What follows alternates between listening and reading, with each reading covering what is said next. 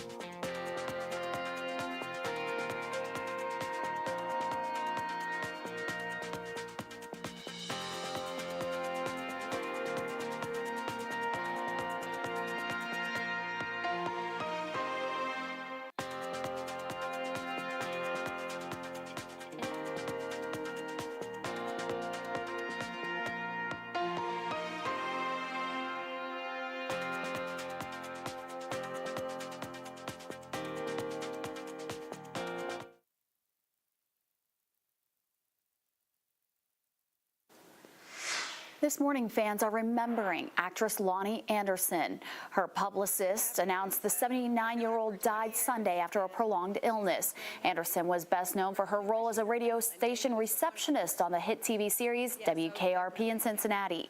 She received 2 Emmy nominations for that role. Her manager issued a statement that called Anderson the ultimate working mother who put family first. Funeral and memorial plans have not yet been announced for Rahman Ali, Muhammad Ali's brother. He died Friday Friday at the age of 82. Rockman was a boxer like his brother and fought alongside him as a champion of civil rights. He was active in the community doing service work and making every effort to preserve his brother's legacy. He is remembered as the kind of person who pushed everyone to always be their best. You may not know him personally, but you'll know some of the deeds that he did. Love is the greatest thing that anybody can have, because love is God, and that was his way. Leaders at the King Solomon Missionary Baptist Church say they are working on organizing a vigil for Rockman, and when we get those details, we will share them with you. Many high school football teams are hitting the field, getting ready for the season. In the summer heat, though, the risk for dehydration is very serious. Doctors say symptoms of dehydration can include extreme thirst, dry mouth, headache, dizziness, and cramps. In more severe cases, it can lead to heat-related illnesses like heat stroke, kidney issues, shock, coma, even death. To help avoid dehydration during practice, doctors say athletes should drink 4 to 6 ounces of water every 15 to 20 minutes. They can also take a longer break to cool off. If you are practicing more than an hour at a time, that's where electrolyte replenishing through sports drinks can be really beneficial, because as you think about it, when you are practicing, you're not exercising, you're not only losing water, but you're also losing electrolytes through sweat. And after an hour or so, it's very important to start replenishing those. So sports drinks are a really good source of electrolytes. Sometimes if that's not available, utilizing water and some type of salty snack can be really helpful as well. She also recommends skipping caffeine and energy drinks before practice, as that can speed up dehydration. But I'm sure those kids normally say, I don't want weekend practice, but this past weekend, I bet they were like, hey, let's get out there, let's practice some more. Very nice, yeah. Yeah, that's for sure. And keep in mind, once we head further into the fall months, late summer, fall months, you could still have that dehydration issue with humidity being high and temperatures on the lower side. So that's the other part of it. It doesn't need to be incredibly hot for that to be an issue. So that's something we'll be watching for today, too. Looking into Simpsonville, we have the clouds overhead, but some sunshine still getting through. And this is what a lot of us are going to deal with today. That mix of sun and clouds continuing to stick around throughout the majority of the day, as we also very closely watch the radar. For those of you further to the south of the parkways, you do have a couple of sprinkles showing up, a little bit of light rain showing up anywhere from the very southern parts of Hart County all the way into very northern portions of Adair County. The majority of the rainfall, though, further to the north, seeing some of these spotty light showers anywhere from near Hillview to the Highlands, and even into parts of the Portland neighborhood in New Albany, starting to see some of these spotty showers. The heaviest rainfall, though, is for those of you from near Palmyra up into the southern portions of Lawrence County, with some scattered showers in parts of Jackson County, Jefferson County, and Du Bois County as well. All this is gradually drifting to the north as we have this boundary sitting over our area. Keep in mind, though, as the day goes along, the majority of the rainfall will be, though, for those of you further to the west. Your temperatures are still in the 60s and the low 70s. We'll end up in the low to mid 80s for later on today, as we keep an eye on those spotty showers and thunderstorms for this morning. As we get towards the 8 o'clock hour, we do see a drying trend in most spots, but still an isolated shower or two will remain possible.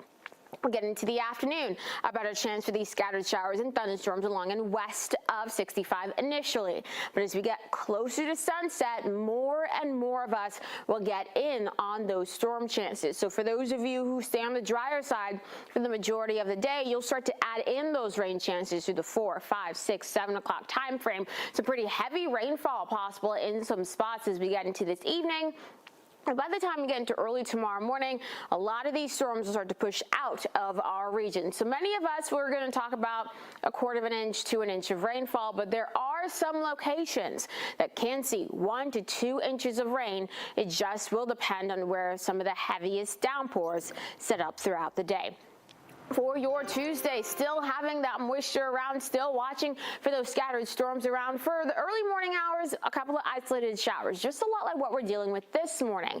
But as we get into the afternoon, more of the scattered showers and thunderstorms with the heavier rainfall arrive. And keep in mind, for tomorrow, the main rain chance will be for those of you further to the east of 65. So we see that rain chance gradually drifting to the east as your Tuesday goes along. Keep in mind some more of those scattered storms possible on Wednesday, a little bit drier for Thursday and Friday as we heat up. And then we'll keep some scattered storms in the forecast through the first half of next week.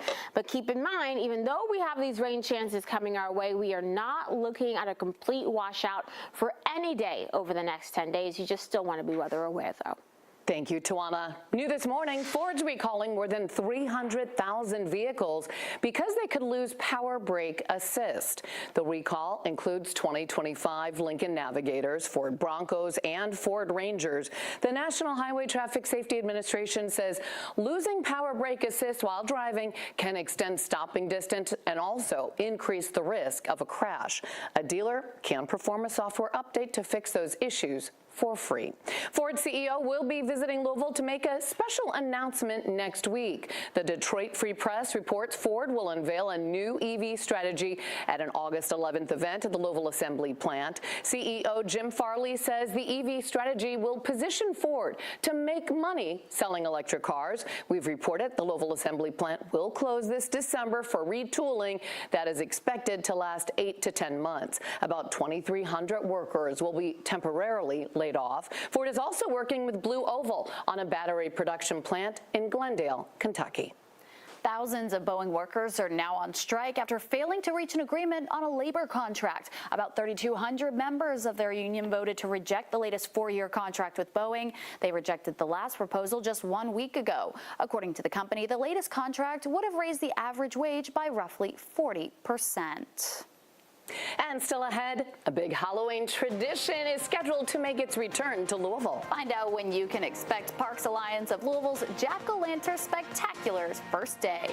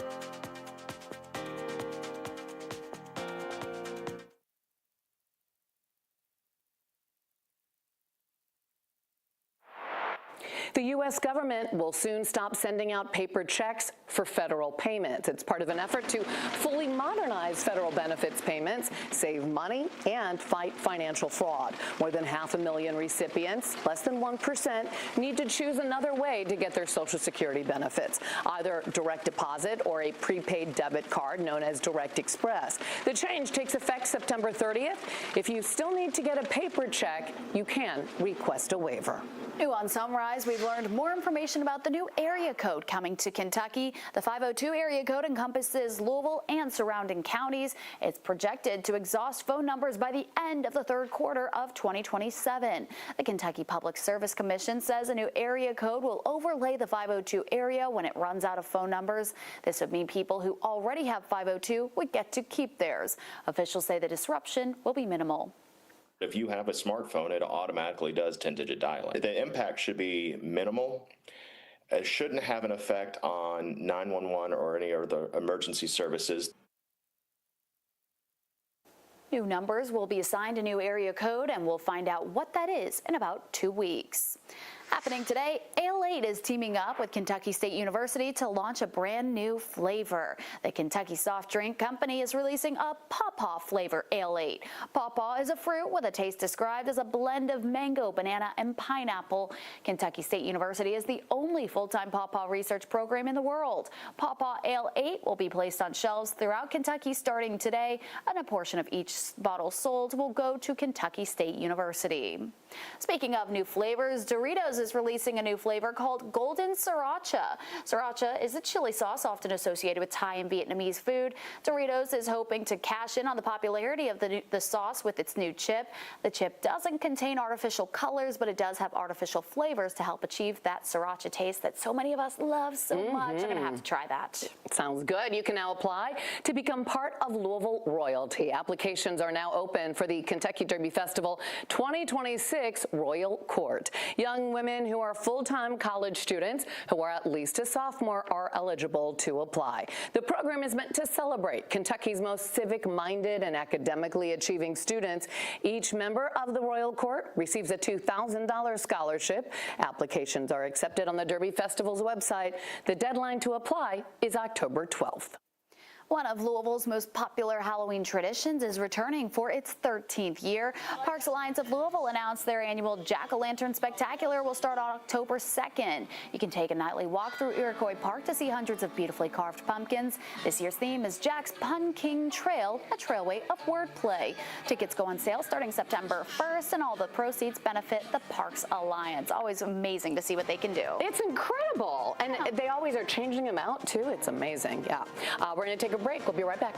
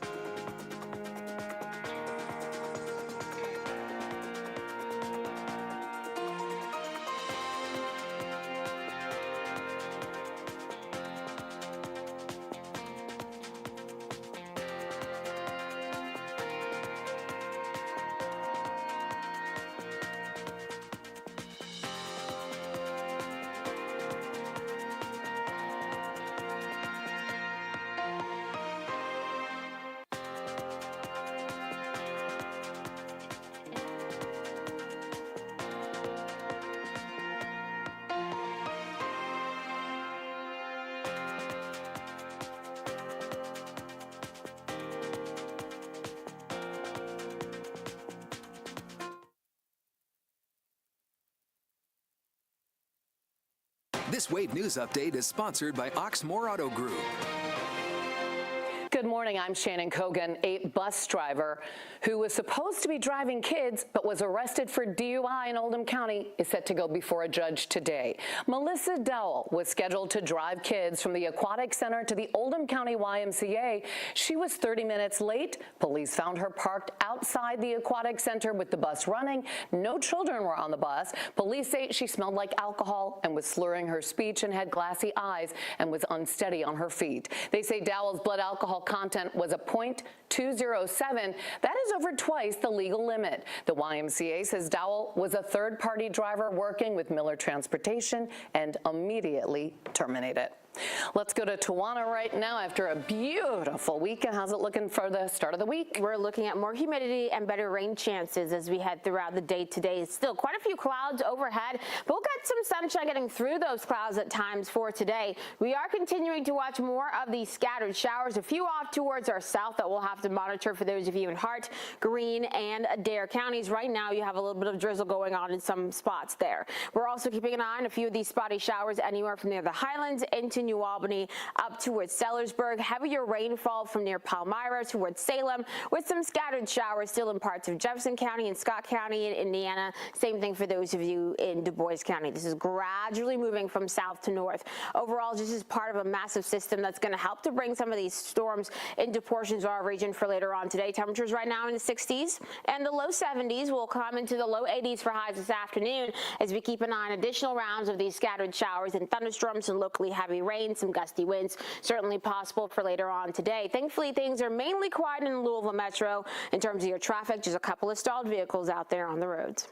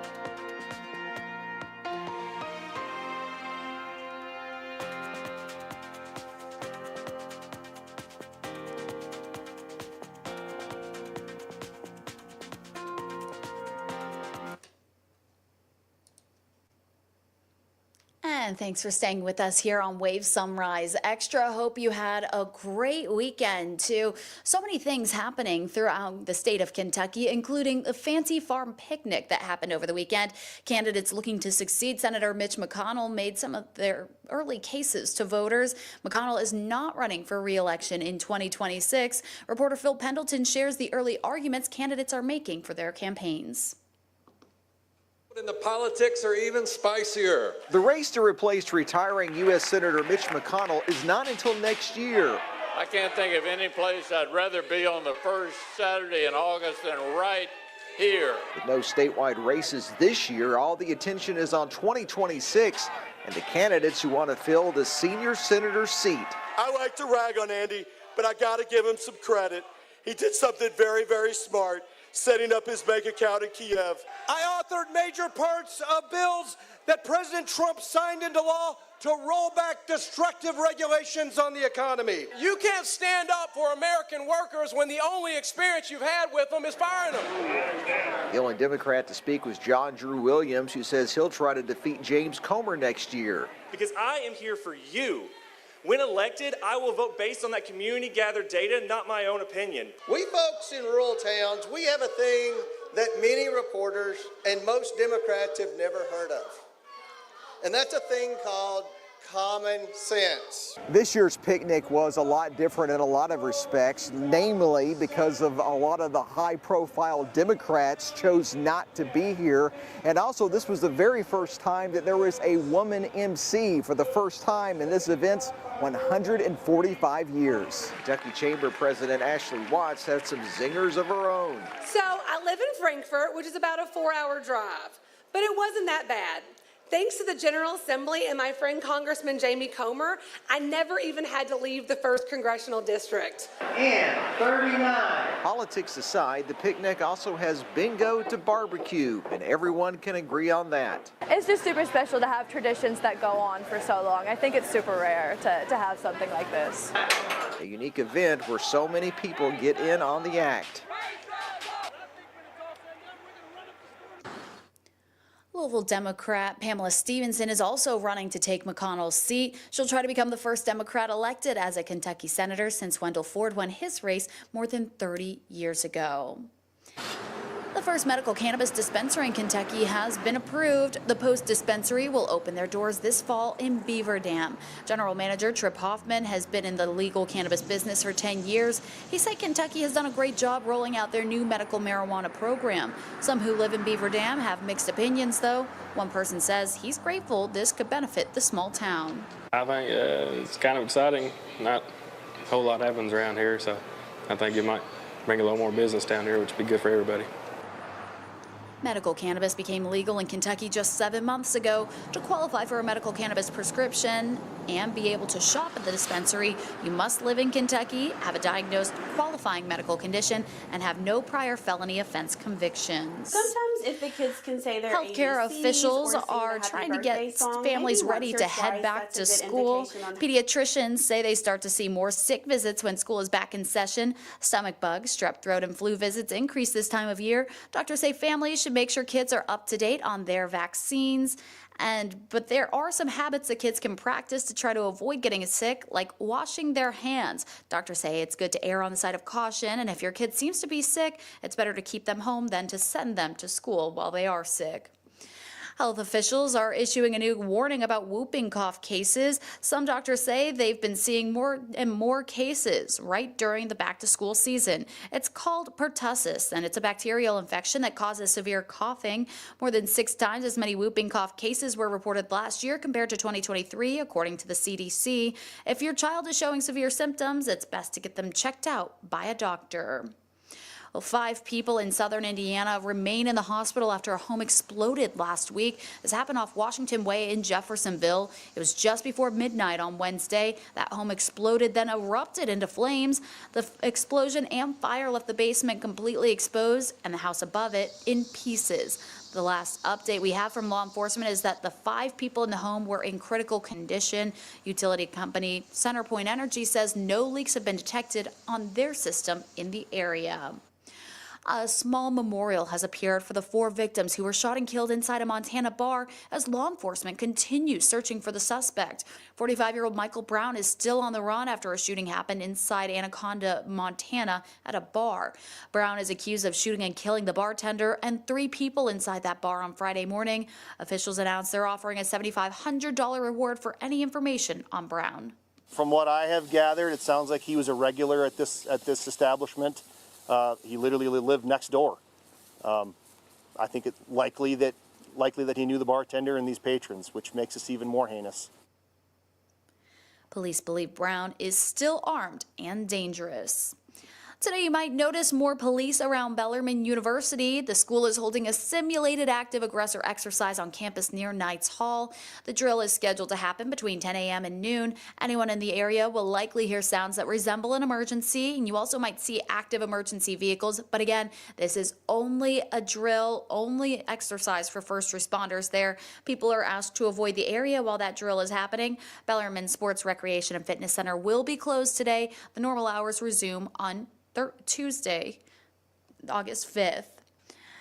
LMPD hopes its officers can develop a better connection with the community at a national night out event tomorrow. There will be events set up at several spots across the city, including Waterfront Park, Algonquin Park, Iroquois Park, and Petersburg Park. The activities all start at 5 o'clock on Tuesday evening. Neighbors are invited to come out, meet some LMPD officers, and build a stronger community. There will also be food, live music, and kids' activities, plus plenty of giveaways to enjoy.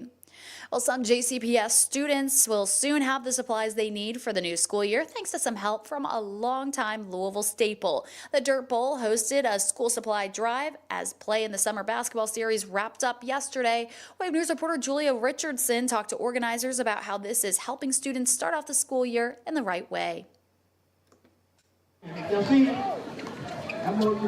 The Dirt Bowl brings all of Louisville together every summer for basketball, food, and community. And organizers say it's continued to grow, both in attendance and participation. We've grown in the last 5 years, probably by like 50%. You know, like we only had 16 teams a few years ago. Now we have over 30 teams. We had a waiting list of teams. But this year, people could go to the Dirt Bowl for more than just the basketball.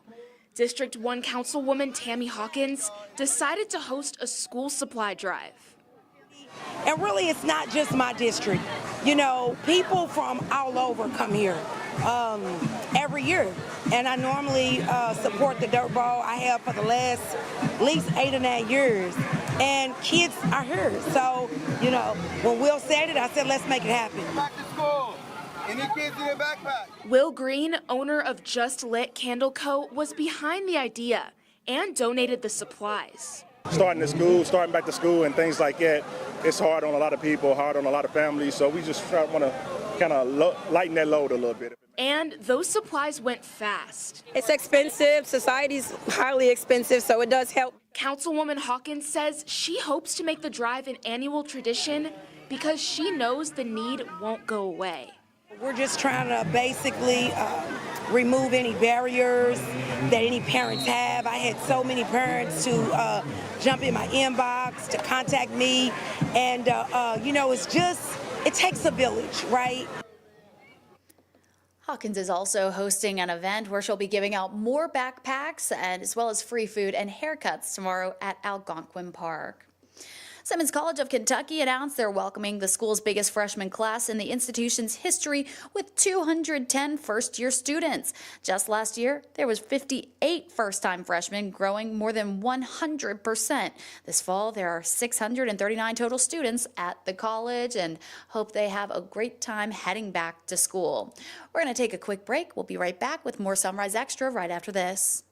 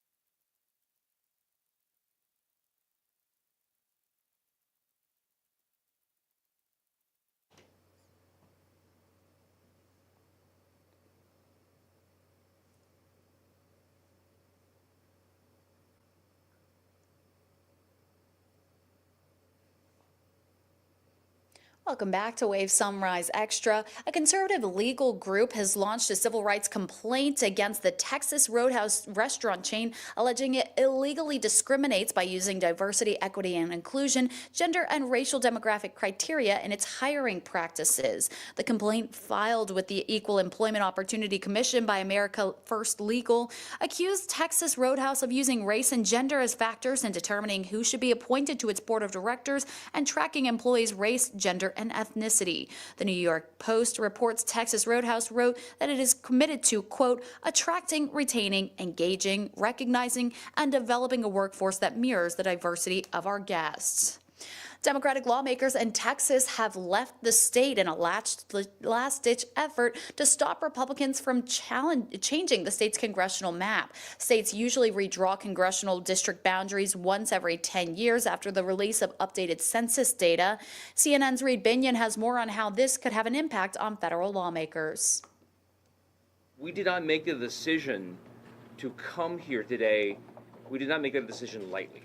Texas State House Democratic Caucus Chair Gene Wu in Chicago Sunday, explaining the decision by State House Democrats to leave Texas to prevent a vote on the Republican effort backed by President Donald Trump to redraw the state's congressional map. We come here today with absolute moral clarity.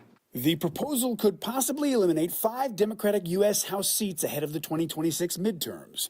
Democrats' decision to leave the state Sunday temporarily blocks Republicans from moving forward on the plan by denying them a quorum. The Texas Constitution requires 2/3 of the state House be present to conduct legislative business.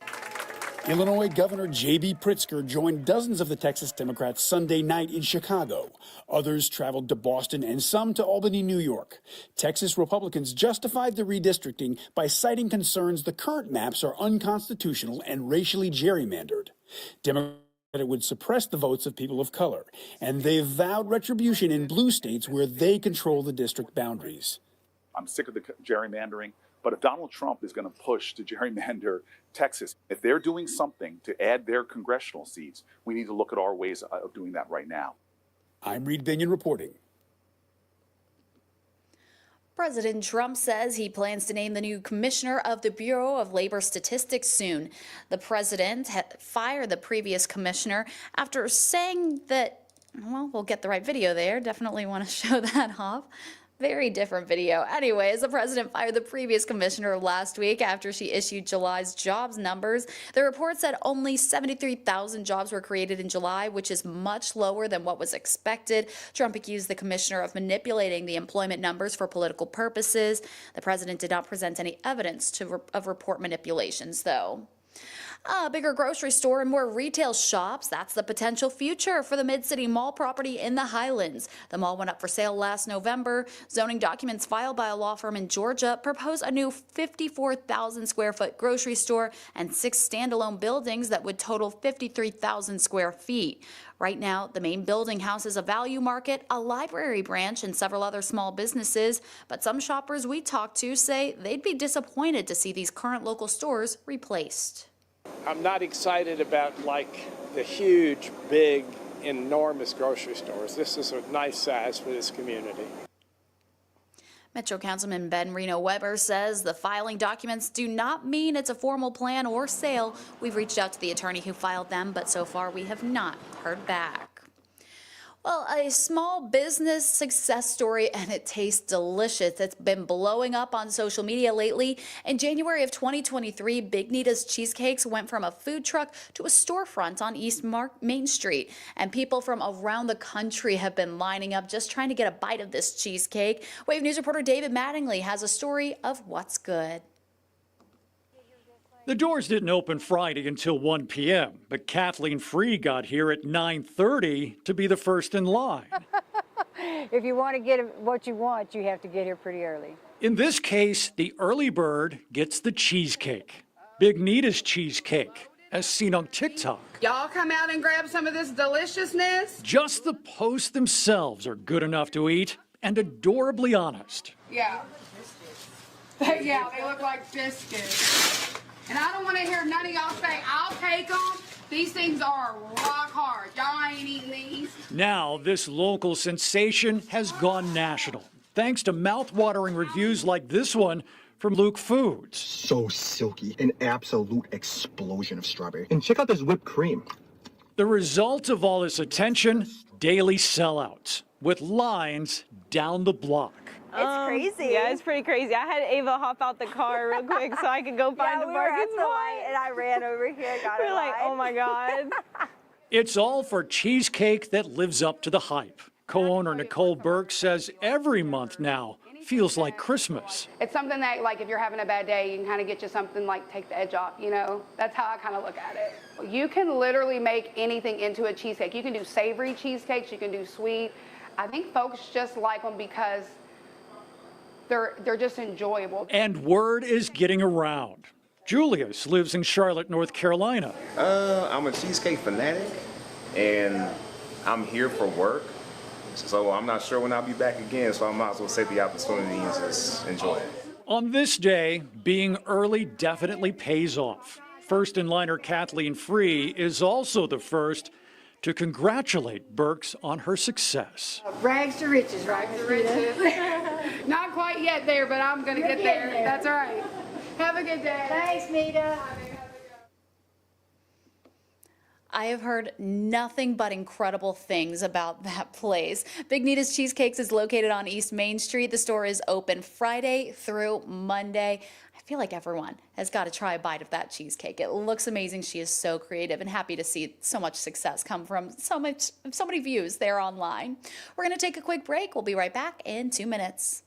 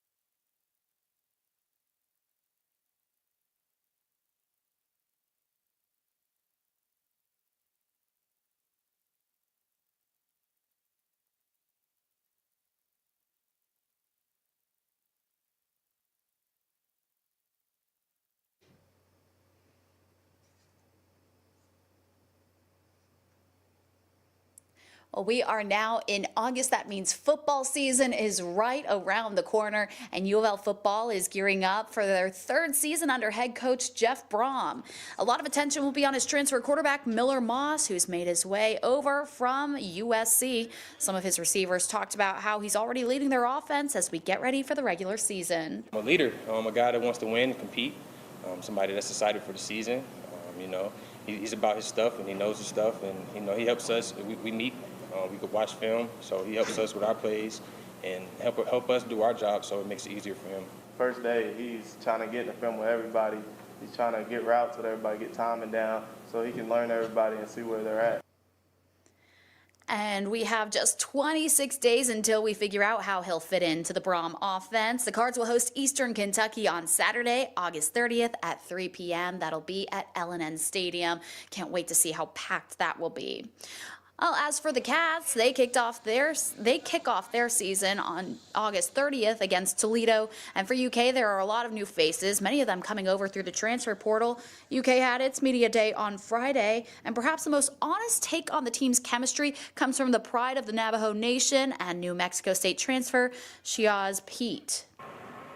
We are all coming in from different places. That makes it a melting pot.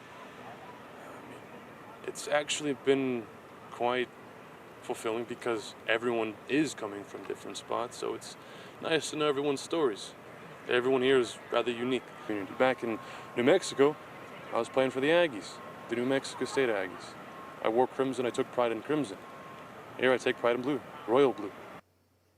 He says that so well right there. The Cats will take on Toledo on Saturday, August 30th at 12:45 in Lexington, and you can watch that game on SEC Network.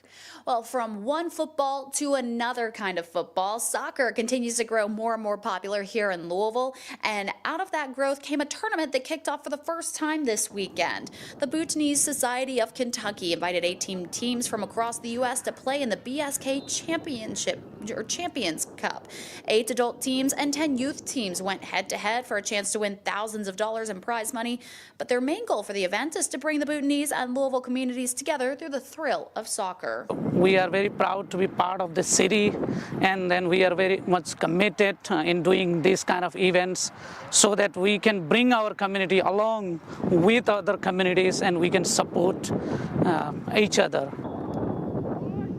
The youth team that came out on top won $10,000, while the adult team that claimed first place took home $7,000. Officials say they plan to host the BSK Champions Cup here in Louisville every 2 years. And they had some perfect weather for it. You just can't get over that we had over the weekend. And crossing our fingers, I'm sure there will be plenty of other good weather to come in the future.